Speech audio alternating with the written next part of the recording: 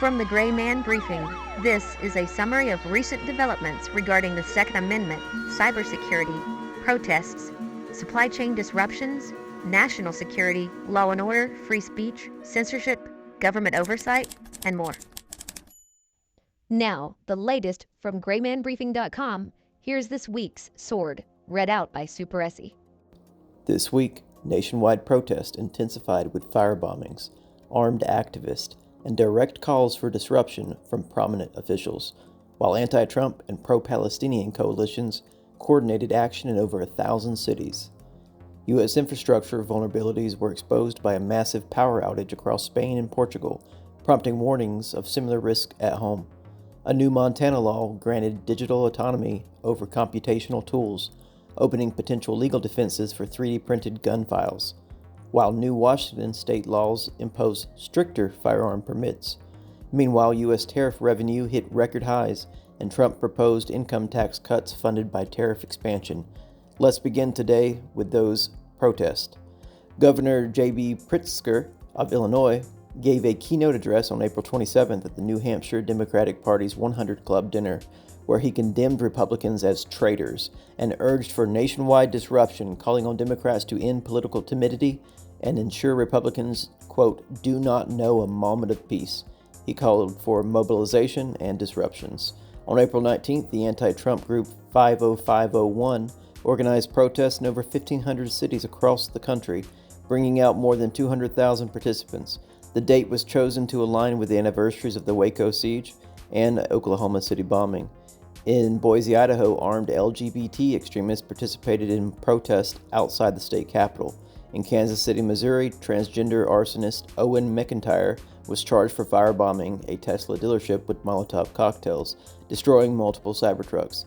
New York City saw over 8,000 protesters gather at Bryant Park demanding an end to deportations and climate inaction. Protesters also rallied at Trump Tower, vandalizing the building's lobby. In Chicago, over 4,000 protested in support of Palestine and transgender causes. At a town hall in Georgia, hosted by Representative Green, multiple protesters were arrested and 2 were tasered after disruptions.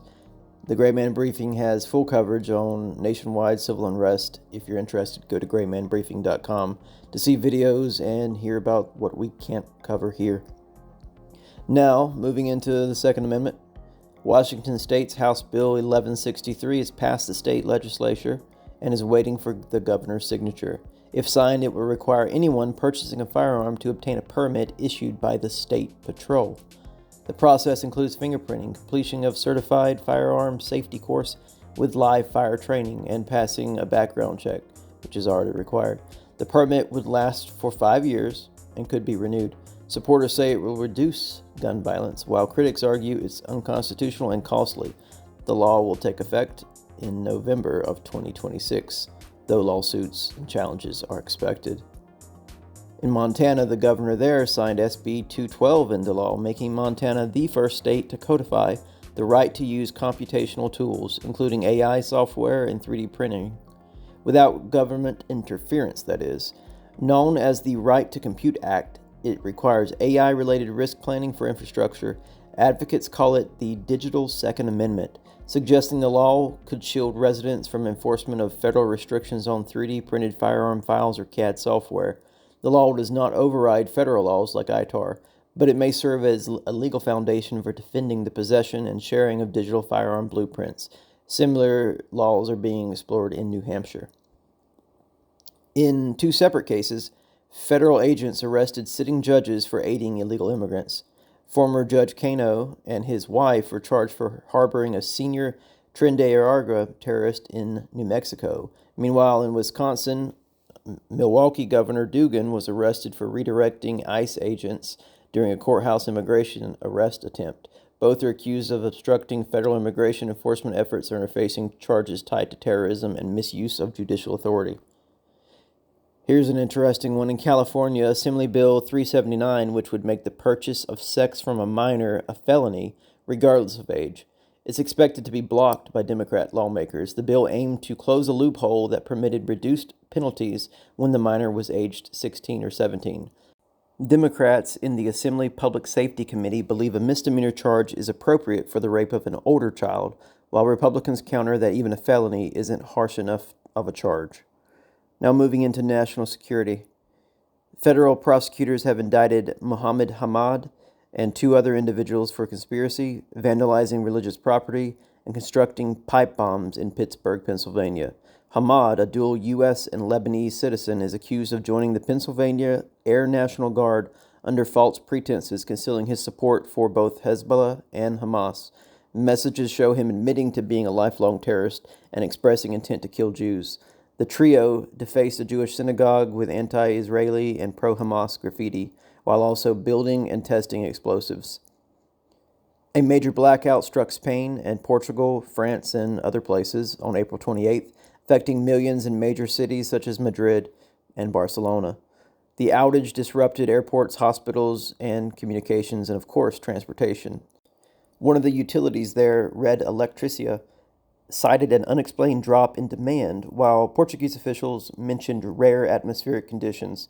A cyber attack has not been confirmed or ruled out, but the authorities there in Portugal, it's kind of interesting. They've assessed the cause to be induced atmospheric vibrations.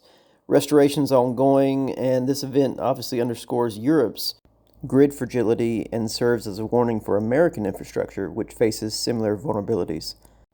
A prominent Jeffrey Epstein victim, known for her role in exposing Epstein's sex trafficking ring and for her allegations against Prince Andrew, has reportedly died by suicide, according to her family. She's been a strong voice for trafficking victims and had settled a lawsuit with Prince Andrew in 2022. Her death followed a recent vehicle accident. Moving into the economy, President Trump announced on social media that when his new tariff policies take effect, they could allow the government to reduce or eliminate income taxes for Americans earning under $200,000 a year. He stated that the tariff revenue would replace personal income taxes for millions, calling it a bonanza for America. He highlighted the expansion of U.S. manufacturing and framed the policy as a plan to shift the tax burden from consumers and U.S. workers to foreign exporters.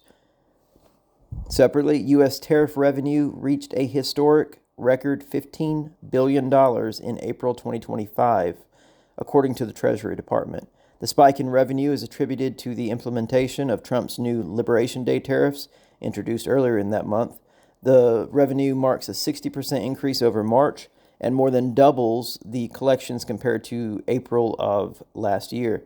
Analysts note this is the highest ever recorded in U.S. history for customs duties. That is it for this week. Thanks for listening, and as always, remain aware, be vigilant, and stay safe. Get unredacted, real-time briefings sent via email and through the Telegram and Signal apps by joining the Gray Man Briefing.